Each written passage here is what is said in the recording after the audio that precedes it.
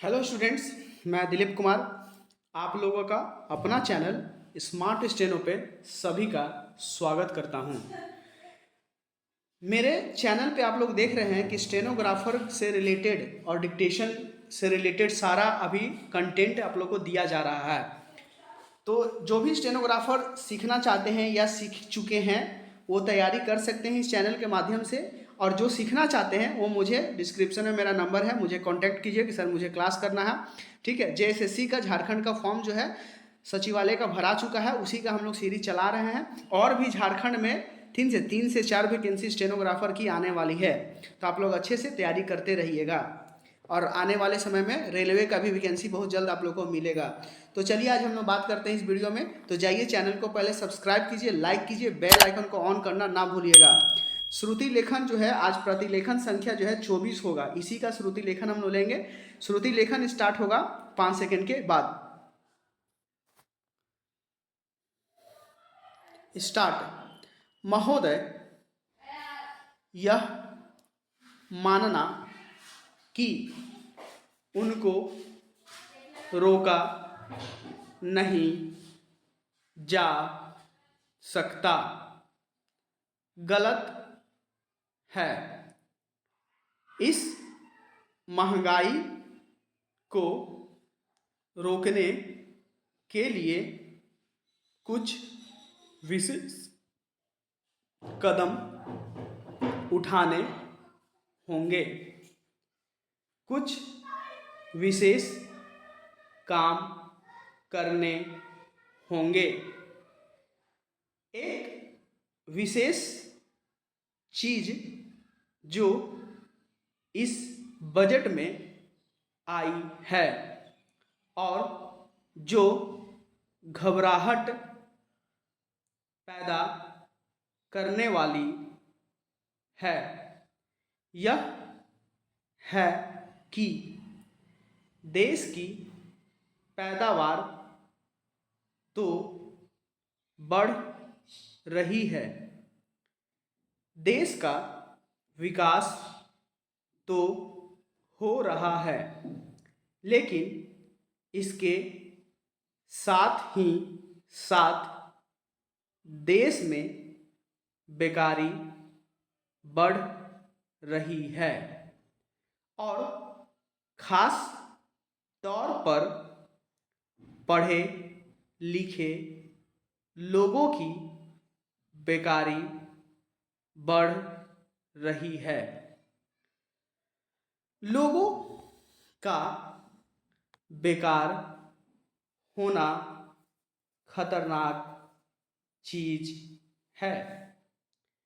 हमारी स्वतंत्रता के बाद शायद यह पहला अवसर है जब हमारी स्वतंत्रता के ऊपर एक आघात हुआ है और हम जिस प्रकार अपनी स्वतंत्रता की प्राप्ति के समय अपना सर्वस्व बलिदान करने के लिए तैयार थे, उसी प्रकार इस समय भी हमें तैयार होना होगा। माननीय प्रधानमंत्री जी के मत से मैं सर्वथा सहमत हूँ कि यह एक ऐसा अवसर है जिस अवसर पर कि इस देश की प्रतिनिधि संस्था जो यह लोकसभा है, उसे इस संबंध में अपनी स्पष्ट राय देनी है और उस राय को देने के बाद हमें उस राय के अनुसार सरकार जो भी कार्रवाई करे उसमें सरकार को पूरा पूरा सहयोग भी देना है। प्रजातंत्र में प्रजा के पूर्ण सहयोग के बिना काम नहीं चल सकता, चाहे वह कोई काम हो, छोटा काम हो या बड़ा काम हो। फिर यह तो हमारी स्वतंत्रता की रक्षा का प्रश्न है और ऐसे अवसर पर प्रजातंत्रवादी राष्ट्र को उसकी सारी प्रजा को सरकार के साथ सहयोग के लिए तैयार रहना चाहिए। मैंने यह बात कई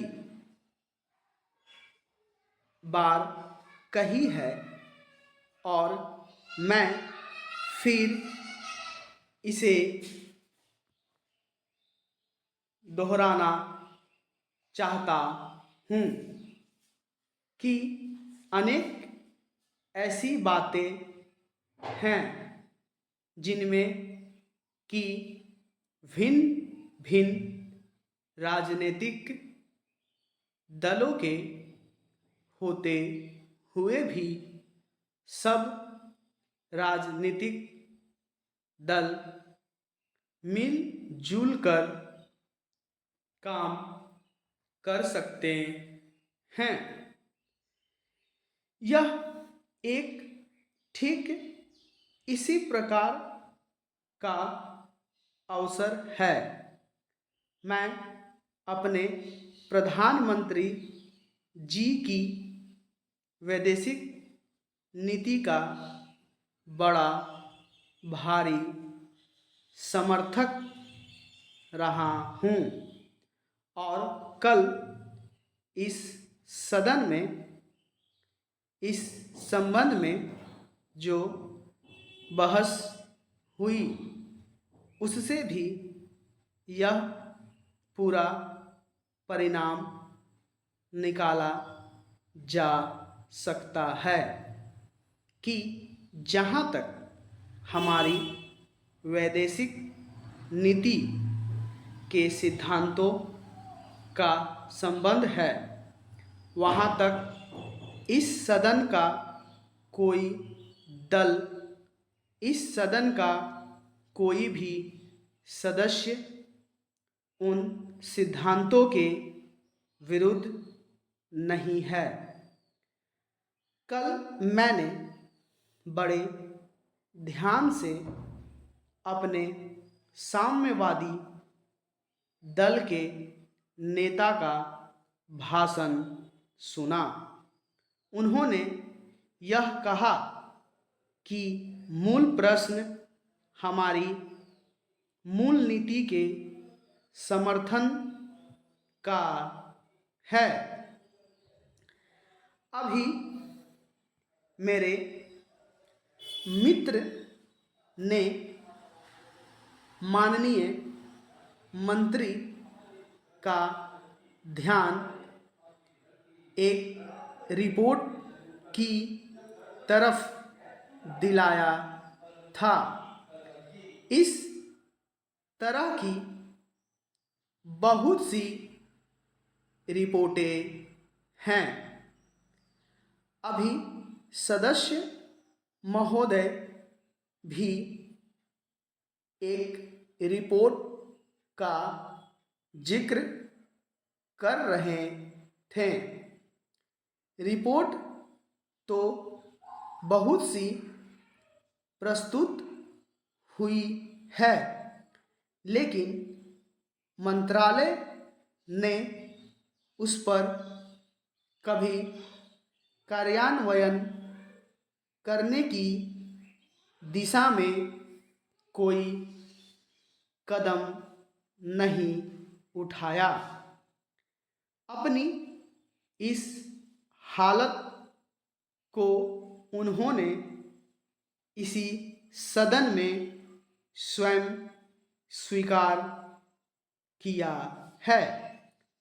अपनी व्यवस्था को उन्होंने स्वयं यहाँ प्रकट किया है।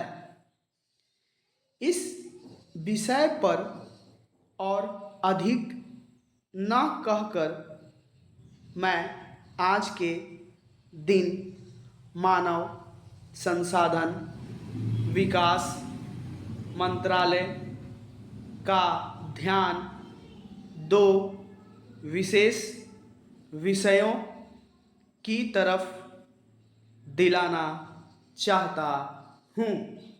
पूर्ण विराम। तो ये हम लोगों का श्रुति लेखन था, 50 का स्पीड था और इसकी टोटल जो शब्द थी वो 500 की थी।